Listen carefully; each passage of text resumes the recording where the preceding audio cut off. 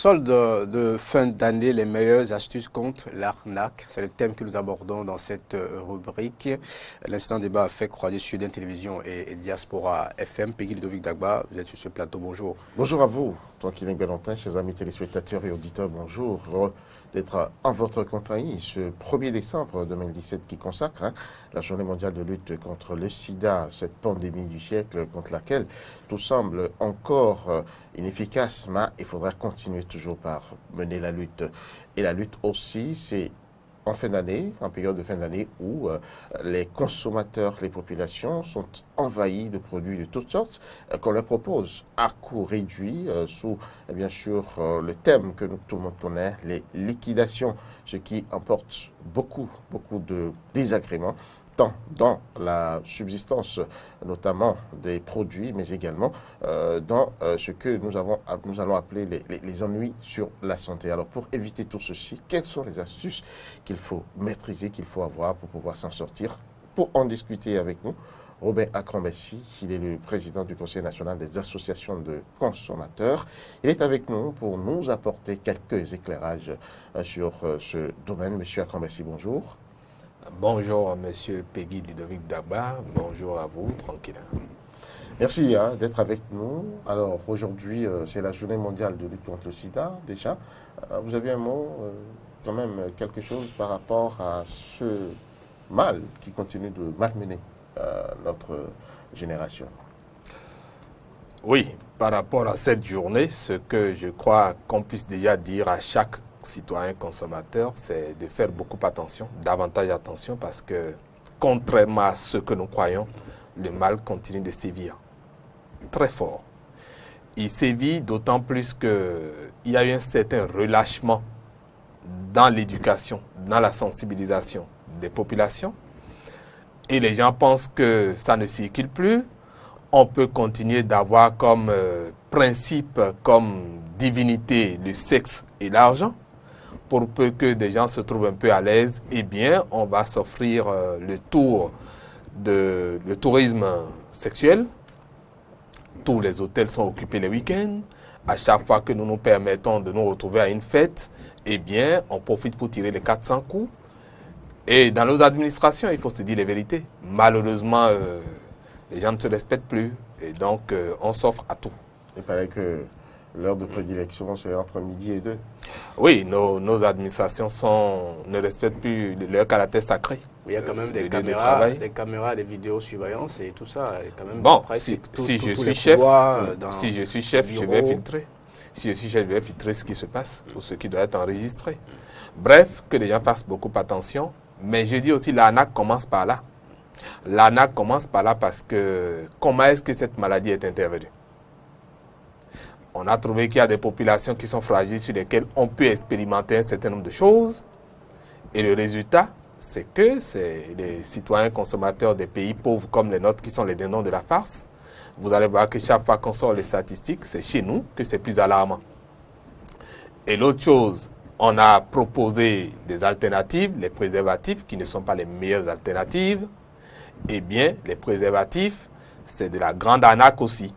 Aujourd'hui, les types de préservatifs qui sont utilisés, quelles sont les garanties que nous avons vraiment que ça sécurise? La qualité, il y en a beaucoup qui sont de qualité douteuse, d'origine douteuse, et pourtant c'est sur nos marchés. Et les autorités ne font rien. L'autre arnaque, c'est au niveau des médicaments. On propose des antirétroviraux. Mais beaucoup de médecins savent très bien qu'en fait, l'organisme sait s'autoréguler, s'autoprotéger. Et donc, le premier meilleur médicament qu'il faut offrir aux malades de ce mal, c'est d'abord de la vitamine C, suffisamment de la vitamine C pour que l'organisme puisse réagir lui-même. Parce qu'en fait, ce n'est pas les médicaments qui soignent, c'est l'organisme qui se soigne lui-même.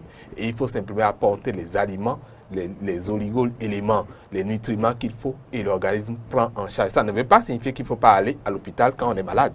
Non. Quand ça devient sérieux, il y a les premiers soins qu'il faut apporter pour garantir à l'organisme une certaine résistance pour que la résilience de l'organisme lui-même puisse accompagner, faire le travail qu'il faut. Donc, que les gens comprennent, il faut bien manger, il faut déjà bien s'alimenter si vous voulez éviter. Et d'ailleurs, Vous savez, il y a des gens qui ont une certaine forme d'immunité très puissante, qui malgré leur rapprochement par rapport à ce virus, restent imperturbables. Vous n'êtes pas médecin, vous remettez en cause le travail des experts. Ceux-là qui ont mis en place les antirétroviraux, ils ont quand même fait des études scientifiques avant de mettre à la disposition des malades ces médicaments, et vous estimez que ce n'est pas la bonne méthode. Je ne dis pas encore que ce n'est pas la bonne méthode, je dis simplement que, en fait, ils savent très bien, ce que j'ai dit est clair, hein, ils savent très bien ce qu'il faut faire, et pourtant, ils font autre chose. La raison est toute simple. Les laboratoires ont besoin de tourner. Et quand des laboratoires ont besoin de tourner, on utilise les gens qu'il faut pour faire le travail. Je vais vous donner un exemple. Dans ce pays, on a fait croire aux citoyens consommateurs que des huiles importées ne contiennent pas du mauvais cholestérol et que c'est nos huiles locales fabriquées à base d'arachide qui contiennent le mauvais cholestérol. Or, le bon cholestérol, c'est le cholestérol végétal. Et ça, l'organisme en a besoin. Sans ça, vos cellules ne peuvent même pas vivre. Le cholestérol mauvais, c'est le cholestérol gras, issu des graisses. Et pourtant, c'est ces huiles qu'on nous envoie. Et vous voyez, c'est comme ça pour l'argent. On peut amener des scientifiques à dire parfois des énormités. Et ça se passe dans tous les secteurs. Vous savez, les groupes industriels manipulent toujours l'information selon le résultat qu'on veut obtenir. Les Occidentaux en sont champions. Et malheureusement, l'Afrique ne fait rien pour exploiter ses propres connaissances. En fait, il faut dire quelque chose. Les scientifiques, on en parle, oui, mais ils n'ont pas la science infuse. Les vérités d'hier ne sont pas toujours celles d'aujourd'hui. Et donc, il faut savoir que la connaissance elle-même évolue. Et dans le même temps, vous avez un camp de scientifiques qui disent une vérité, qui est la leur, un autre camp qui dit une autre vérité. Et donc, c'est au citoyen consommateur lui-même de faire la part des choses en entrant en lui-même, parce que la seule vérité, unique vérité, c'est celle qui est à l'intérieur de vous. Et il faut savoir s'écouter. On va fermer donc cette parenthèse et s'intéresser aux soldes de fin d'année qui constituent également de véritables sources d'arnaque. Oui, les soldes en fin d'année, parce que toujours les opérateurs économiques, ils veulent gagner de l'argent.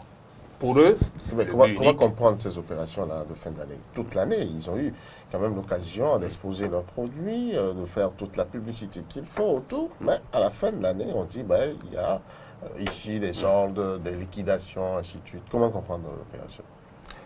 Vous savez, c'est un peu comme lorsqu'on dit on veut solder un compte. Pour l'opérateur économique, lui, il a vendu toute l'année durant, comme vous l'avez dit. Et puis pour lui, à la fin de l'année, il veut solder son compte. S'il veut solder son compte, c'est qu'il a besoin de gagner encore davantage d'argent pour que lui, son compte, il trouve que c'est suffisamment rempli. Eh bien, celui qui va l'aider à solder son compte, c'est le pauvre consommateur. Et pour que le compte soit soldé, lui lance l'opération solde. Solde, ça veut dire ce que je n'ai pas vendu jusque-là qui continue de traîner dans mes magasins.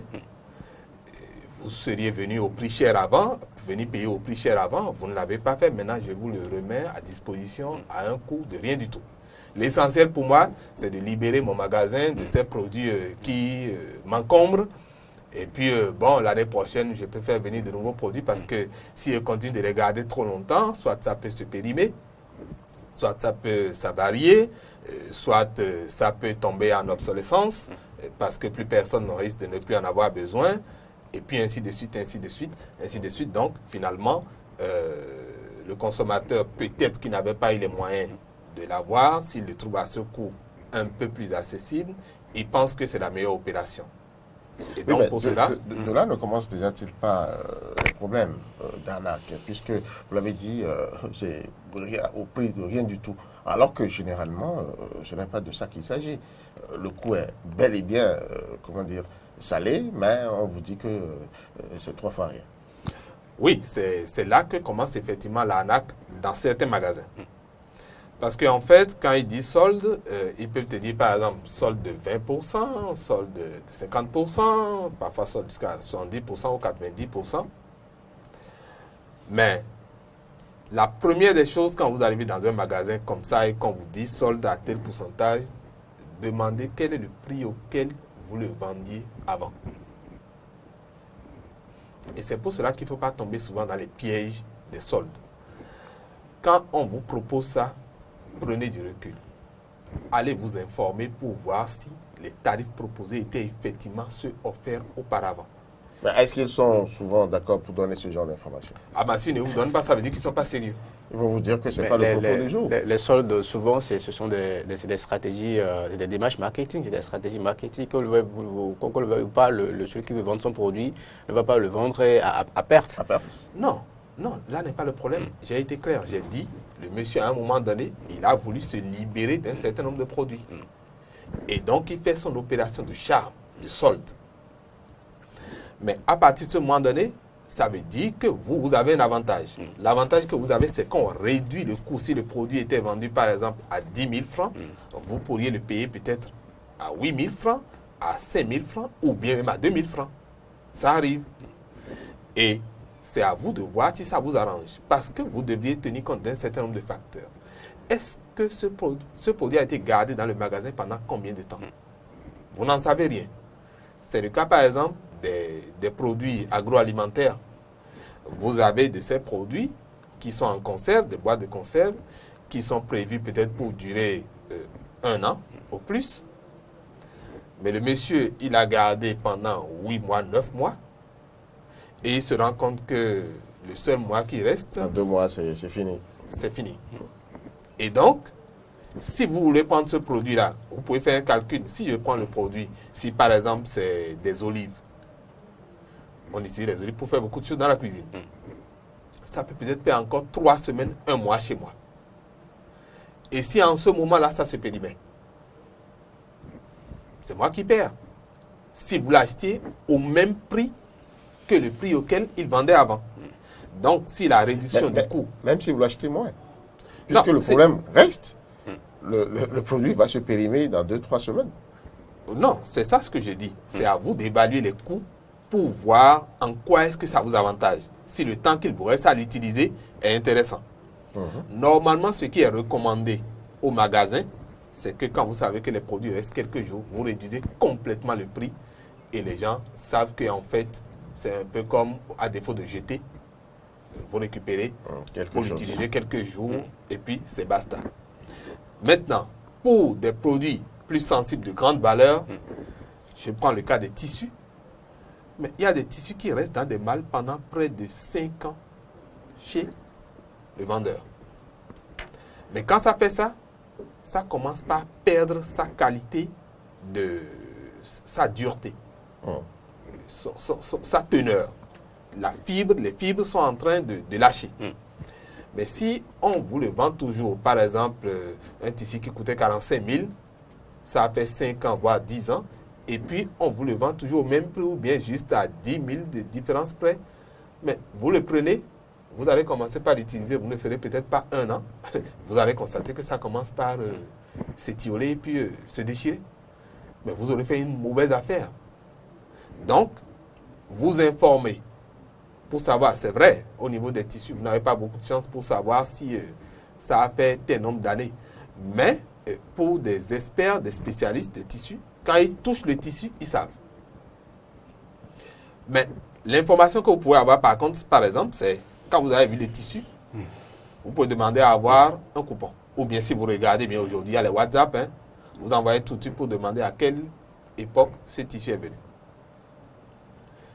Et le consommateur doit cesser de penser que tout ça c'est harassant. Non. C'est des informations utiles qu'il faut collecter avant de prendre la moindre décision d'achat. Sinon, vous allez commettre l'erreur de votre vie. Prenez toutes les informations possibles. On va vous dire, ça a commencé par être vendu à telle époque. On a vu ça sur le marché à telle période. Et vous pouvez faire rapidement le calcul pour voir combien de temps ça aurait pu faire déjà chez la personne. Si vous voyez que ça a fait trop de temps, évitez. L'autre piège que les gens utilisent pour les tissus, par exemple, c'est on guette des périodes où les gens veulent faire des fêtes. Et on dit, bon, quand il y a des cérémonies ou bien des anniversaires ou autres où on organise, et on met le tissu, on dit, bon, c'est le tissu que nous avons choisi. Souvent, c'est des tissus qui sont déjà restés suffisamment longtemps chez les vendeurs. Et puis, on invite des intermédiaires qui sont ceux qui négocient. Et puis, eux, ils disent, bon, nous vous faisons à tel prix. Mais quand vous allez voir derrière, C'est une bonne marge de bénéfice qu'on se fait. Donc, à vous de faire attention. Si vous trouvez que ça ne vous arrange pas, ne le faites pas. Vous n'avez aucune obligation pour payer un produit en solde. Si le prix est suffisamment bas et que vous trouvez que la qualité du tissu est toujours bien, faites l'affaire. Pour les boissons, il faut éviter au maximum. Il faut éviter au maximum en cette période de fin d'année parce que... Vous parlez des boissons en solde? Oui, des boissons en solde. Pourquoi? Oui, il faut éviter au maximum parce que, a priori, il faut qu'on commence par se dire les vérités. La plupart des boissons importées chez nous au Bénin sont des boissons qui sont sujettes à polémique. Pour la simple raison que on utilise des ingrédients qui ne sont pas toujours autorisés. Je prends le cas de certains colorants ou de certaines substances cancérigènes comme la taurine. Il y a une de nos boissons ou certaines de nos boissons qui sont des boissons tonifiantes, des boissons énergisantes, et qui contiennent la taurine qui est interdite en principe. Et je donne l'exemple plus précis pour faire comprendre aux gens pourquoi la taurine a été... On ne va pas citer de nom. Hein. Non. Il y a eu un produit pharmaceutique qui était une vitamine bien connue. Ça, on peut le dire. C'est interdit. Totema, ça a été interdit. Il faut que les gens le sachent. Et donc, c'est parce que ça contenait la taurine. Mais la taurine, ça a été produit suffisamment en laboratoire et ça restait. Donc il fallait... Donc, il faut bien l'écouler. Pour l'écouler, on a trouvé les boissons énergisantes. C'est des circuits à travers lesquels on les a écoulés. Dans certains pays, les boissons énergisantes sont interdites formellement. Mais chez nous, malheureusement, ce n'est pas encore interdit. Et les gens prennent ça, ils croient qu'ils se rendent service. Les conséquences sont innombrables. Donc, je dis, ces boissons, quand ce n'est pas vendu dans certains pays, eh bien, on déplace ça vers d'autres pays. Quand ça arrive dans vos pays, ce n'est peut-être pas des trucs que les gens avaient en solde, en magasin. Hein. Et pourtant, on vous dira que c'est en solde. Parce qu'on a eu le business. Ça devient une opportunité. On a eu le business et on vient écouler ça. Tout comme ça a pu être. Ça n'a pas pu être vendu comme on avait souhaité. C'est resté longtemps en magasin. Mais il ne faut pas prendre ses propres sous pour aller chercher ce qui va vous tuer. Il ne faut pas s'acheter la mort. Il ne faut pas s'acheter la mort. Sur le cas des produits avariés, parce que c'est la période où on déverse des produits avariés sur le marché des boissons frelatées. Et tout ça, ça entre dans le pays, personne ne sait comment. On a quand même des frontières, on a quand même des agents qui font des contrôles. Comment ça se fait? Et les populations, surtout les populations rurales qui prennent ces produits et se tuent aussi au vu de tout le monde. Oui, c'est dans la même gamme. Vous voyez, vous allez commencer par voir bientôt sur les têtes de tout le monde, sur les, comment ça s'appelle, les plateaux, sur les têtes des bonnes dames et des jeunes filles, on mettra banjo. Et puis, on a une petite clochette à côté pour tintiner, pour dire c'est moins cher, solde, solde. Vous allez voir des boîtes de sardines, vous allez voir des boîtes de conserve de lait. Des laits dont on ne connaît même pas l'origine. Et pourtant, avant que ces laits ne soient vendus, ça doit être analysé systématiquement. On doit mettre des poinçons dessus. Donc, quand tout ça est mis en solde, je dis que les gens fassent attention parce que les gens se posent la bonne question. Ce produit agroalimentaire qui a coûté tel montant avant, quel bénéfice la personne se fait dessus en se disant, je suis prêt à brader ça. C'est parce que simplement, il s'est rendu compte que c'est en train de se périmer chez lui. Ça va entrer en avarie et qu'il préfère que ça aille en avarie chez le consommateur. Et vous prendrez tous les risques avec. Donc je dis, il faut éviter au maximum. Et d'ailleurs, pourquoi ne pas consommer des mets locaux, des produits locaux? C'est mieux à tous égards. C'est meilleur à tous égards. Il vaut mieux s'éviter ça. Et pour le vendeur, il n'a cure de votre état de santé. Pour lui, le plus important, c'est de vendre, c'est de gagner de l'argent. On va utiliser toutes les formes de tromperie pour vous séduire, pour vous proposer, on va vous proposer des tombolas. Et là encore, voilà une autre trouvaille. On fait les tombolas et on vous dit, ah, si vous achetez ci, on vous propose tel nombre de produits supplémentaires. C'est toujours des formes de solde. Vous achetez tant, on vous donne un produit supplémentaire. Il y a aussi, tranquille, je ne vous arrête pas, cette forme où on vous présente des déodorants ou des parfums, vous les achetez et à côté vous avez des poêles, vous avez des casseroles, un certain nombre, et tout ça là pour vous emballer. Oui, c'est ça. C'est ça la forme de tombola. On vous propose ça, on vous dit vous avez un truc supplémentaire. Ou bien on vous dit vous faites ça et puis vous pourriez gagner ceci ou cela. Il faut faire attention. Parce que ce n'est jamais gratuit. Excusez, hein, le capitaliste n'a pas un cœur d'or. Non. Il trouvera toujours la formule, lui, pour se débarrasser des produits, pour gagner l'argent. Et donc, quand ça se passe comme ça, cherchez à comprendre. Les déodorants, par exemple, dont vous parlez, ça périme aussi. Ils ont des dates de péremption aussi. Parce que c'est des produits, en principe, en général, qui sont même parfois interdits. Vous savez, par exemple, que les déodorants ne doivent pas se les pulvériser dans les aisselles. Les gens ne comprennent pas. En tout cas, pas directement sur la peau. Pas directement sur la peau. C'est pour ça qu'il dit éviter les aisselles. Les gens ne comprennent pas. Et ça se fait, c'est de potentiels cancéreux qu'on est en train de former dans la population. Donc, à plus forte raison, quand c'est périmé, c'est encore plus dangereux. Et beaucoup de produits cosmétiques sont comme ça. Voilà des endroits aussi où on vous propose n'importe quoi et rien du tout à des coûts modiques. Mais le véritable problème que nous nous posons, c'est est-ce que les chaînes de radio et de télé seulement pourront permettre que les populations, les consommateurs soient informés? Non. Je pense que sur les réseaux sociaux, on devrait cesser de s'amuser. Parce que ce qui se fait sur les réseaux sociaux au Bénin témoigne d'une faiblesse de la maturité digitale de notre pays.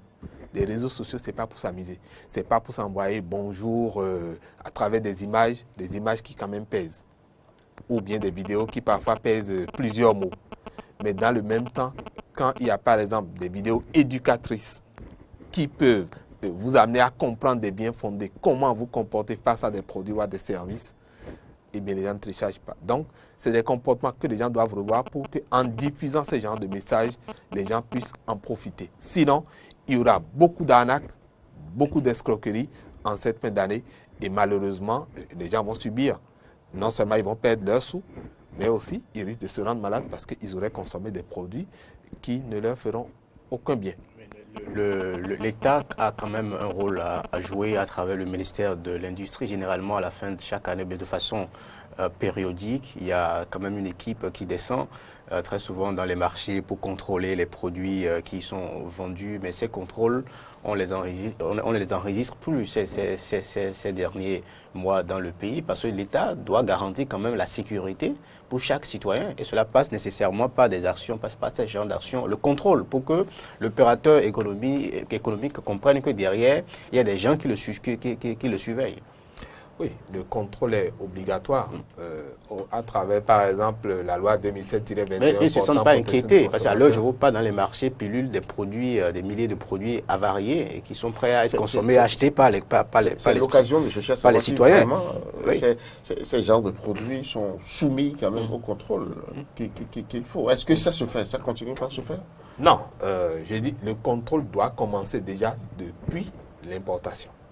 Lorsque le produit entre sur notre territoire, eh bien, le contrôle doit être systématique parce que, à travers cette loi, par exemple, c'est prévu que, et même il y a une loi aussi, un arrêté au ministère du Commerce qui prévoit que le contrôle doit se faire à partir de l'enregistrement du produit, qui doit être analysé et l'État doit mettre un poinçon dessus pour donner la preuve qu'il a contrôlé, en tout cas l'institution ou l'organisme sectoriel qui a fait le contrôle.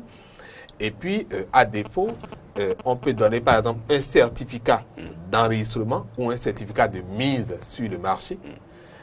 Et voilà un réflexe que le consommateur doit avoir. Commencez par demander le certificat de mise sur le marché. Vous allez voir que beaucoup de commerçants n'ont pas. Et c'est la preuve que leurs produits ne sont pas analysés. Et pourtant, si on commençait par réclamer ça, vous allez voir leur comportement va changer parce que si le consommateur refuse de consommer un produit pour lequel il n'a pas vu le certificat de mise sur le marché, mais l'opérateur sera obligé d'aller faire contrôler son produit. Et combien de consommateurs peuvent exiger ça? Oui, vous savez, Paris ne s'est pas fait en un jour. Et donc, il faudra bien qu'on commence par quelque part. Ça ne se faisait pas. Les gens, mais il faut que nous cessions parce qu'il s'agit de notre vie. Les gens comprennent. Oui, c'est pour cela que je disais qu'il ne faudrait pas que la communication soit faite seulement sur les médias conventionnels, mais qu'au niveau des réseaux sociaux, que les gens soient réceptifs par rapport à ce genre de messages que nous passons. Parce que si les gens ne commencent pas par réclamer, la nature aurait du vide. Vous ne réclamez rien, c'est que vous m'avez ouvert le boulevard pour que je fasse ce que je veux. L'État n'exerce aucune pression sur moi, je fais ce que je veux. Si moi-même, en tant que citoyen consommateur, je n'exige rien, et bien l'État aussi se dit, bon, le peuple n'exige rien. Bon, je fais ce que je peux. Donc, il faut que le peuple commence par devenir exigeant, que les citoyens consommateurs commencent par à dire, je ne veux plus consommer n'importe quoi. La loi nous protège. Et il faut qu'on exploite la loi. Et ça doit commencer donc par les intellectuels, les lettrés. Les lettrés doivent commencer par faire montre de ce comportement tout au moins élitiste. Parce que si on ne le fait pas, est-ce que c'est les pauvres du village qui vont le faire? Si nous on commence par le faire, vous allez voir, ça va rentrer dans les habitudes. Nos enfants vont commencer par l'exiger. Et dans les villages aussi, les pauvres dames vont commencer à... Il y a un papier que les gens disent que nous devons voir. Ou bien un poinçon que... Bon, on va vous dire que parfois on va Dana sur certaines choses. Bon, les choses ont changé. La Dana n'est plus l'institution la mieux outillée pour faire ces contrôles. La Dana n'a pas les moyens. Il y a l'ABSSA. Heureusement, il y a eu un décret qui vient d'être pris par le chef de l'État pour que l'ABSSA soit plus fonctionnel. Mais si les consommateurs ne sont pas plus exigeants, eh bien, ça prendra encore plus de temps. Donc, il faut que chacun commence par réclamer. C'est important. Nous arrivons au terme de cette émission, mais rapidement, quelques astuces pour reconnaître les produits avariés, l'ANAC, ainsi de suite, très rapidement, parce que là, nous sommes à la fin de l'émission. Oui, a priori, quand vous prenez un concert, une boîte de conserve ou bien n'importe quel produit agroalimentaire sur le marché qui est emballé, commencez par chercher la date de fabrication, commencez par chercher la date de péremption. La loi a prévu que ça doit être inscrit de façon très claire et distinctive. Parfois, il vous distrait. Si vous constatez que ce n'est pas bien inscrit, évitez le produit. Si ce n'est pas visible tout de suite, ça veut dire qu'il y a un objectif de distraction derrière, de tromperie. Donc, évitez ce produit. Ce sera un comportement qui va faire commencer par faire changer les gens. Deuxièmement, lorsque vous prenez par exemple des produits qui sont en vrac, il y a un problème qui se pose, par exemple au niveau des viandes, des poulets spécifiquement. Et par exemple, quand vous allez au marché que vous sollicitez d'acheter, par exemple, vous achetez le poulet vivant. Mais au moment où on veut vous le nettoyer et vous l'apprêtez, eh bien, on remplace ça par un poulet mort. Or, la différence entre les deux, c'est quoi? Le poulet mort, lui, le sang est toujours à l'intérieur du corps, est toujours dans le corps. Mais l'autre, il a été vidé de ce sang. Donc, vous allez voir que l'autre est plus pâle, tandis que l'autre est encore un peu plus rougeoyant. Donc, ce n'est pas la même chose. Il faut faire attention avec les poulets. Et avec toutes les viandes, il faut sentir l'odeur.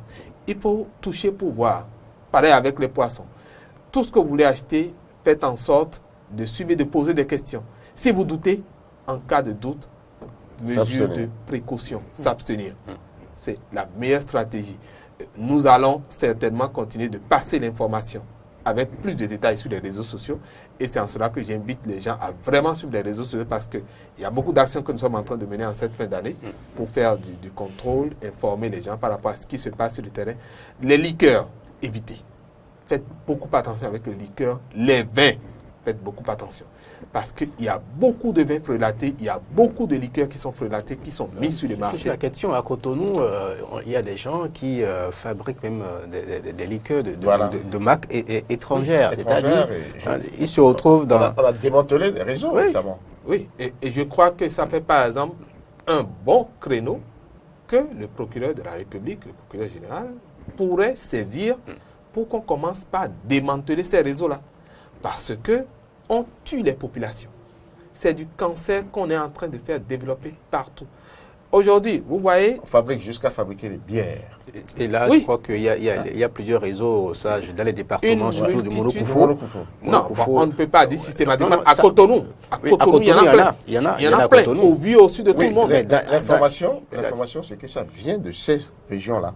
Surtout, le Monokoufo a été identifié, on ne va pas citer de localité, mais une localité a été identifiée où les gens se sont rendus experts en fabrication de bières, et ainsi de suite.